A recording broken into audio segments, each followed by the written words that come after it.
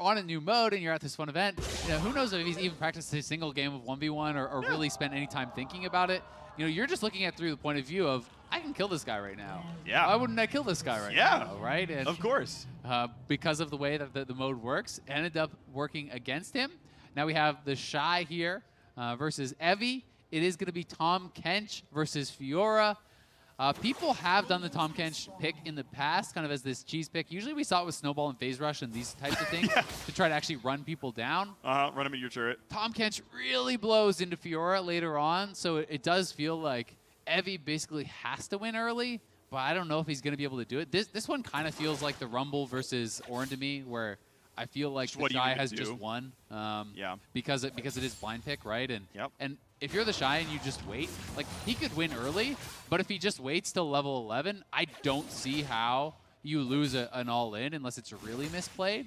But we'll see if Evie can really make something happen, because there is a potential to actually parry on the Devour, which stuns Tahm Kench. You know, you're doing a tremendous amount of true damage with your ultimate. Tahm Kench stacks a tremendous amount of HP, which kind of nullifies a lot of that. Maybe there's some kind of clever build that Evie can come up with that I'm not thinking about that could give him an edge here, but generally speaking, this is a really tough one for Tahm Kench. I wonder, like, with Thick Skin and a Thornmail, can you actually just tank all of this? I don't know if that's... So much of the damage is true damage. Sure. I'm not saying it's easy, but just Thick Skin, like, doubles your health bar practically, so just, like, maybe enough exists. Again, I'm not sure it does, but I'm trying to think of what the other side of it is. I just remember when Tahm Kench was kind of meta for top lane, having played this matchup a number of times, and it's like, you know, they're level 11, they proc a Vital with true damage, and then they pop their ultimate and proc 4 more Vitals. And you look at the death recap, and it's like, 3,500 true damage, and you're like, well, okay, I died. My 3 armor items did a lot there. Yep, sure thing.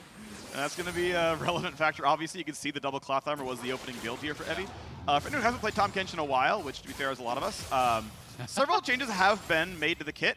Only auto attacks stack the passive, and if you get a stun with your Q, it consumes all the passive stacks. You cannot stun and Devour. You can stun or Devour. Yeah. And you've got to auto 3 times to get either one. It's going to be really hard. And, you know, there were some players playing things like Hellblade Tahm Kench for a little bit, trying to do some kind of more cheesy ways to kind of stack the passive really quick. And, ooh, the Shy?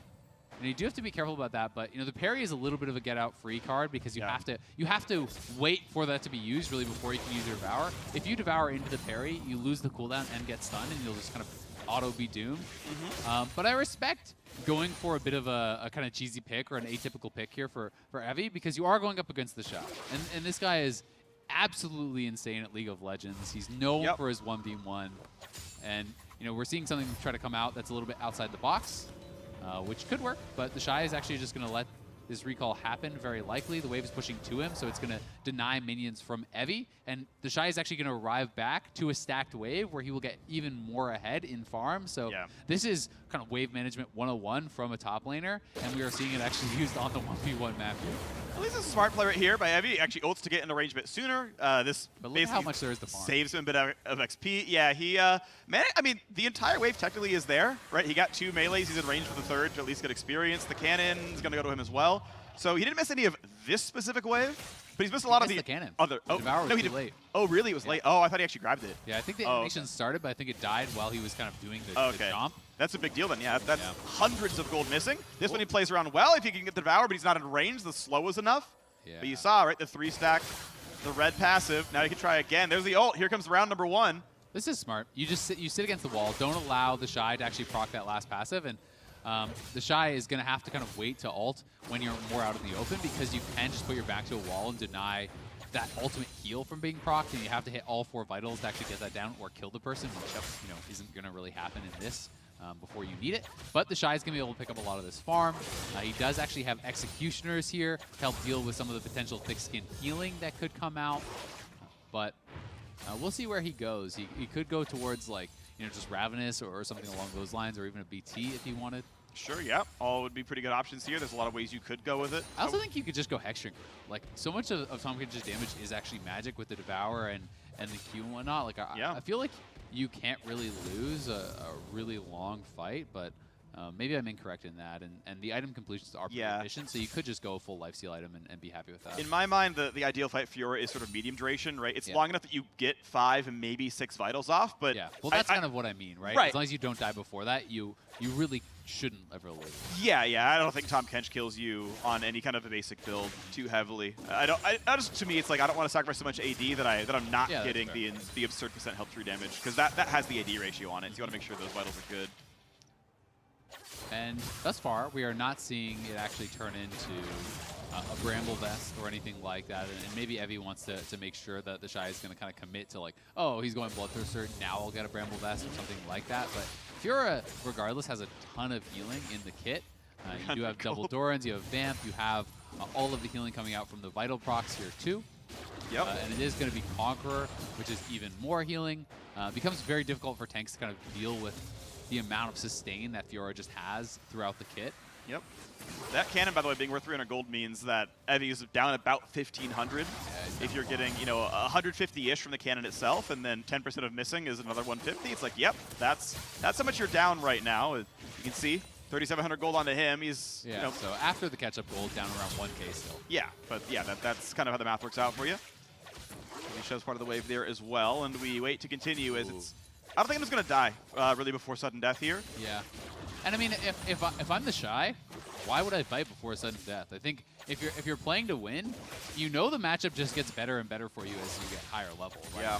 This is actually just a matchup that Fiora wants to go later and later and later. So if I'm the Shy, I think I'm just happy to just chill, farm, get a good buy, and look to win 1-1v1. 70 CS recall, and this is the final purchase. One thing I want to bring up is that when you play against Fiora, you want to hide against a wall.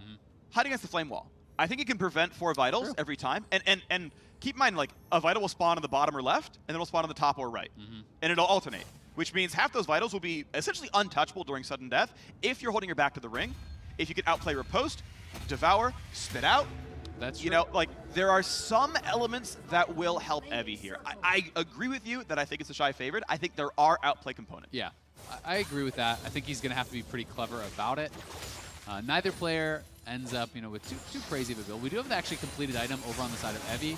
Merc Treads were preferred buy here from the Shy. He doesn't want to get CC'd up. He knows probably if he's going to lose, it is going to be from some sort of CC lock, stunt, and whatnot coming through. Evie wants to get the gray health heal back in. There we go, 76 health per tick, but he's at 2/3, and the Shy's back to full, so that first trade was good. Ring is accurate this time around. That's good. And as he pushes forward, there's not a lot of places to go. He's hugging the left side of the wall. It does block one of the vitals. He's not getting that. Ult is on. Vital 1 is popped. Get ready for the gray health. He puts it in. But look at the health difference. Turn around. Barrier flashing. He's got nowhere to go. The Shy's just going to wait. Oh, there's no way through this. He's just BMing him. Good job, the Shy.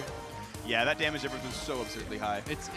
I've played tanks in Fiora enough times to just be like, yeah, maybe you can do some stuff, but more often than not, the Fiora just like dives in, parries nothing, and you're like, I could win this, and then he pops the ult, and you're like, I can't win this. I can't win. Never mind, I take it back. Well, goodbye. Thank you for playing, Evie. The Shy has moved on. It's exciting.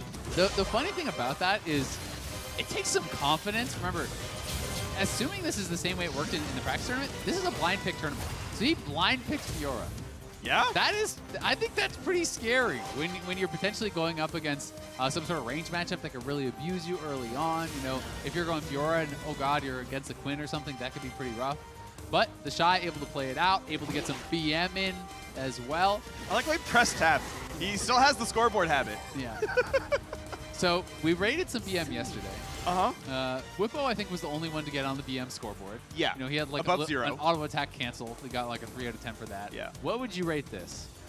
Making your opponent wallow in misery as he waits to die. I actually don't even think it was BM. I think it was actually optimal play because he was 2 stacks in the passive, which means 1 auto into Devour is like the only way you could possibly lose. So he sits in the brush, lets minion aggro whittle the guy down. Yeah. The passive goes back down to 1 stack. He's like, all right, I'll hit you now.